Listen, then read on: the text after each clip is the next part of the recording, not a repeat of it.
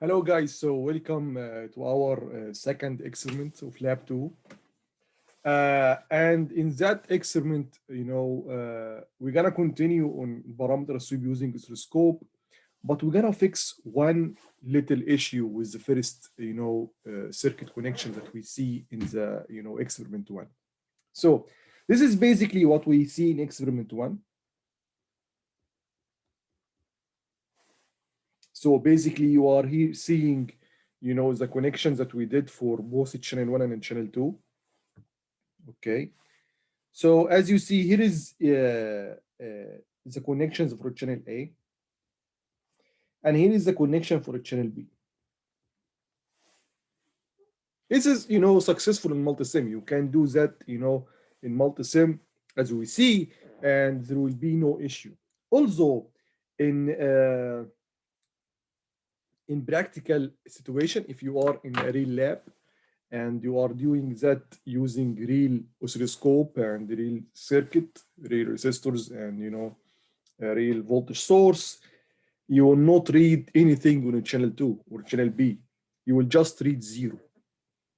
And the problem is that, or it's not a problem, this is, the fact that in all oscilloscopes, the negative or the ground of channel A is the same as the negative or the ground or channel B. So basically, internally, inside the oscilloscope, both grounds are the same. They are connected to each other. So basically, inside the oscilloscope, this ground is connected to this ground. This is internal connection, internal short, you can say. And you can imagine why. To have same ground in the circuit, so you can avoid, any kind of issues that may result from having different grounds. Okay, and so because of this, we may, even if you are connecting two channels and they have the same ground, basically we can just connect the positive terminal of channel B to the positive terminal of the source that we are measuring, and you just don't need to connect basically the ground of channel B. You can leave it open. I mean the other terminal. Okay, because you are sure that it's already connected, to the ground of the other channel A. Okay, so what's gonna happen with this is that you will have a ground, since now this is the negative of channel A, and it's already connected to the positive of channel B. So these are connected right now using this explicit, connection. And internally, the two negative of channel A and the channel B are also connected. So basically now the positive of channel B and the negative of channel B is also connected. So basically what you're gonna read is just short, because you have a short here. It's like if you have a short. It's exactly the same as you just make a short or parallel to R2. And we just read 0. So if this is the oscilloscope, for example, the screen, and this is channel A, you're gonna read just 0 in channel B, something like this. Let's do it with another color. Channel B, just 0. Okay, so in Multisim again, this is successful. You can do that with no issues, because basically the model and I was surprised by this, that the model of this oscilloscope, two grounds are not connected, although they should be. Okay, so we're gonna now make our connection perfect. We did this already. We did this basically. We studied this connection, to imitate what we have in real world and a real lab setup. So to make our connection, perfectly matched with what we're gonna do in a real lab experiment, we're gonna avoid such, let's say, practical issue or practical, situation in which the negative of B and the negative of channel A are all connected. So how are we gonna fix this? Basically, we should connect the two negative terminals to the same point in our circuit. So let's see how to do that. So let's go back to our other normal color here. Okay, so this is the positive. So this is channel. This is VR1, positive and negative, and this is VR2, positive and negative. Okay. So let's connect first channel A, then we think about channel B. So this is the channel A connection. The positive goes to the positive of VR1, and the negative goes to the negative of VR1. Good. Now we know, or we see that the negative of channel A is already connected to the positive of channel B. Okay. What we're gonna do is the following. So let's draw another with another color. So let's take, for example, this green. Okay. So remember, we want both. We know that both grounds of a channel A and channel B are the same. So we're gonna connect them to the same point in the circuit as well. So we're gonna get the negative here and connect it to the negative of channel A.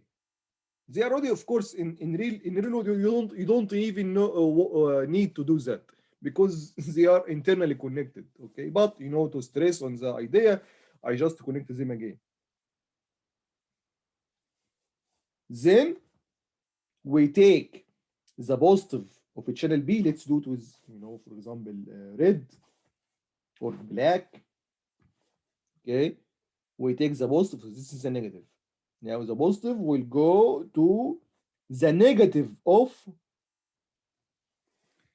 a channel. I'm sorry, R2. Okay. So now with such a connection, what we are connecting, or the input now to the oscilloscope, is not VR2. The input now for channel B is negative VR2. The inverted signal. Because you are connecting, so basically this is, for example, this is the terminals of a channel B, positive and negative, and this is the terminals of R2, positive and negative. What we connected now is the negative with the positive and the positive with the negative. So the input now to channel B is minus VR2. So the input is minus VR2, which is minus IR2, which is minus IR1. Remember from our first experiment, if R2 is 1 ohm, then its voltage is just equal to its current. And its current is in series with the current of R1, so they are basically both are the same. IR1, I mean, equal to IR2. So the input now on the oscilloscope on channel B, you can call it minus VR2, you can call it minus IR1, you can call it minus IR2. So that's what we have. We have V of T of R1 on channel A, and we have minus IR2 or IR1, because they are both the same, on a channel B. So let's let's assume that we will keep that inverting, because now we are inverting. We are not inputting anymore the IR1. It's minus IR1 now. So let's keep it and let's see what the oscilloscope will do is that if we operate in AB mode. So let's now draw. This is an example of an inverted signal, and the original signal of VR1. And let's see what we will have if we just keep this setting and go with that. Okay. So again, let's start by the 0, 0. So 0 here and 0 here. So 0 and 0 will give us 0. This is our first point. Then when I is minus 1.4, V is 2.8 minus 1.4, 2.8. Then minus 2 in I, minus 4, positive 4 in V. So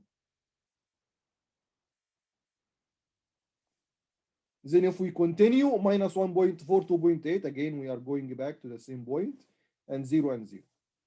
Good. So drawing this with this will give us that one, that line here.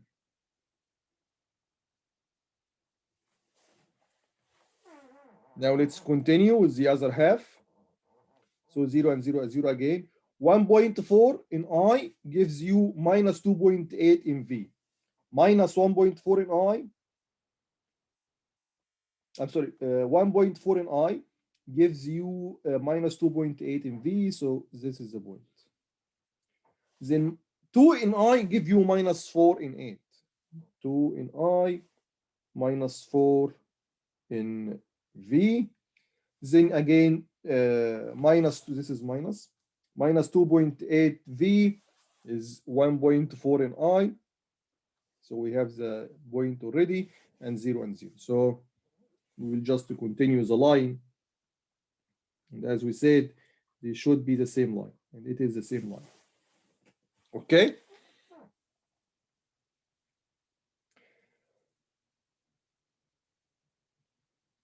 Now the slope. Let's take, for example, this point to get the slope. Here is the slope. So the slope equal to 4 divided by minus 2. So minus 2. Of course, there's no resistance with negative. Okay, so what we can do to fix that? You can just say we know that it's inverted. So this is actually minus IR1. So the real slope is 4 divided by 2, which is minus minus, equal to 2 ohms, of course, 2 ohms. And that's it. Or you can, do some other trick, which is also one of the features that you can find in all oscilloscopes. Usually channel B or channel Y, in other oscilloscopes, in some oscilloscopes, has a setting called the inversion setting, in which you can invert the input to channel B. And usually that is only valid, I mean, not valid, I mean that's only working, this inverting button in XY mode. Okay, when we draw, or AB mode, when you draw A with B or B with A, whatever you want. So you can use that button, and we're gonna see it in our next video when we do that really on Multisim. So we're gonna press this button so that the oscilloscope will multiply minus 1 will invert the input on a channel B, so that it will go back to IR1 minus minus, it will be positive. So it will be positive IR1. So if we, let's draw that with another red, not red, let's go with black, for example. If we clicked the inversion setting in channel B, we get the inversion of the input on a channel B, which is minus IR1. It will be positive IR1. Basically, what you're gonna do, when you press this button, or you will have the opposite of this. So just flip the sign. So you will see something like that. So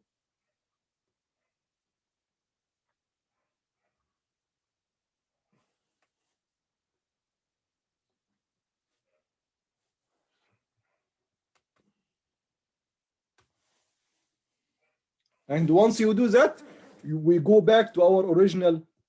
If you guys see here, this is our original signals in which both I and V have the same phase. When they both increase with each other and decrease with each other, have the same frequencies, they call it, they are in phase.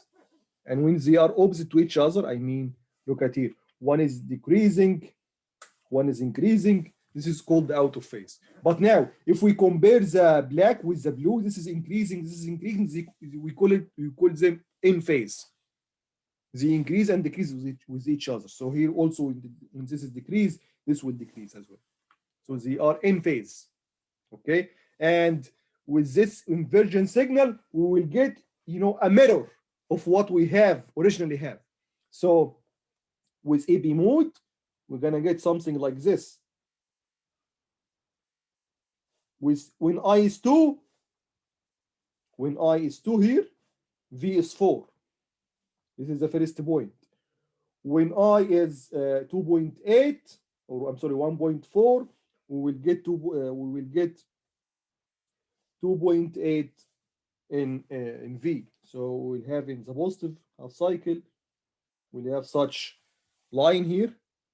And again, the negative half cycle, when I is minus 1.4, I'm sorry, here, minus 1.4, V is minus 2.8. So it will be that point. Then when I is minus 2, V is minus 4. So we'll just, continue. And now the slope is 4 divided by 2 is equal to 2. Okay, so that's basically, how to make a perfect match between what you are doing in Multisim and a real lab setup. Okay, so in a lab, you would do that, not that. The first one, although it's close maybe to the concept of parameter sweep in Multisim, in a real lab experiment, but it's still not practical, because we should take care of this connection between the negative of channel B and the channel A. That's the practical one.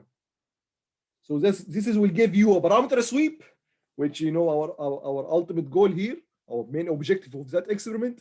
At the same time, we take care of these, practical issues or practical, connections of the grounds, so that this will replicate real lab experiment. Okay, guys, so see you in the next video when we really connect this circuit and get the slope again or verify again Ohm's law